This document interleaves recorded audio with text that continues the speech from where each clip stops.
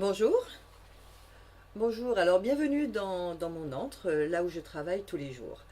Voilà, donc bonjour à toutes et à tous. Aujourd'hui, je mets un peu de changement dans mes posts. En effet, comme une idée de faire autrement. Peut-être est-ce le soleil en gémeaux, c'est un peu le changement aussi, le gémeaux. La mobilité d'esprit. Au lieu de vous écrire un post chaque matin, je vous enverrai via Facebook un enregistrement sur certains aspects astrologiques pour la semaine à venir. Si vous souhaitez intervenir et donner vos commentaires, vous serez toujours les bienvenus. Vos idées, vos critiques, vos échanges sont toujours source de maturité et d'avancement sur le chemin qui est le mien. Et pour ceux qui me suivent depuis déjà bientôt 2 ans. Alors, je commence par un aspect des plus importants, notre Soleil. Notre Soleil va faire son entrée dans le signe du Gémeaux le 22 mai. Le signe du Gémeaux est un signe de dualité, de souplesse, de subtilité, comme une sorte de messager. Il est très souvent diplomate, adaptable, extrêmement mobile d'esprit, il est pétillant dans l'humour, très curieux, mais sous ses dehors de ce qu'il laisse transparaître, ce petit Gémeaux peut aussi, lorsque son soleil subit les assauts de nos planètes, être dispersé, opportuniste, ironique, fragile, mais aussi changeant. Si vous en avez l'occasion, regardez quelle est la maison dans votre thème que traverse le soleil et vous saurez quelle partie de votre théâtre de vie va être éclairée par cet astre de lumière. Il n'y a pas que les signes des Gémeaux qui sont impactés, nous sommes tous touchés par la lumière de notre soleil dans une partie de notre thème. Mais pour ce qui est de notre univers, je vous donne les informations suivantes. Durant son périple jusqu'au 22 juin, ces aspects vont être les suivants.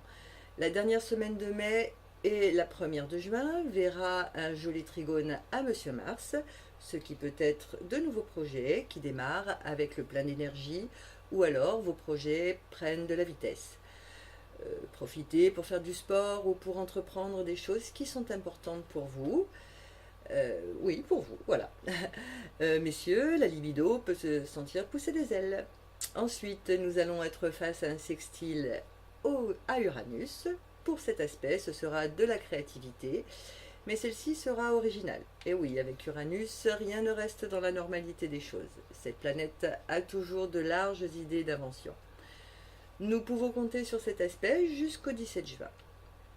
Je laisse un orbe de 10 degrés avec le Soleil, l'orbe étant le nombre de degrés acceptés, séparant une planète à une autre.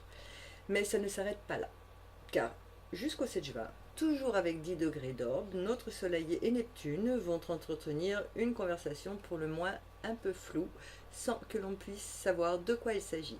Ce peut être en rapport avec un idéal, avec des sentiments. Méfiez-vous de ce carré qui risque de nous plonger dans un flou artistique. Le plus complet, je vous l'accorde. Le mieux est de regarder se comporter avec vos désirs pour comprendre le jeu qu'il souhaite vous faire faire. Ne soyez pas dupes, il n'est pas là pour vous rendre la vie facile, c'est clair. Avec Neptune, ça tombe bien, la clarté.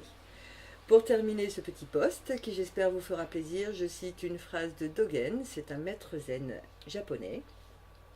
Apprendre à se connaître, c'est s'oublier soi-même. S'oublier soi-même, c'est être illuminé par tout ce qui se trouve dans l'univers. Vivez une merveilleuse semaine aux côtés de personnes aimées et moins aimées. Apprenez à regarder derrière les masques des gens qui vous entourent pour un monde meilleur.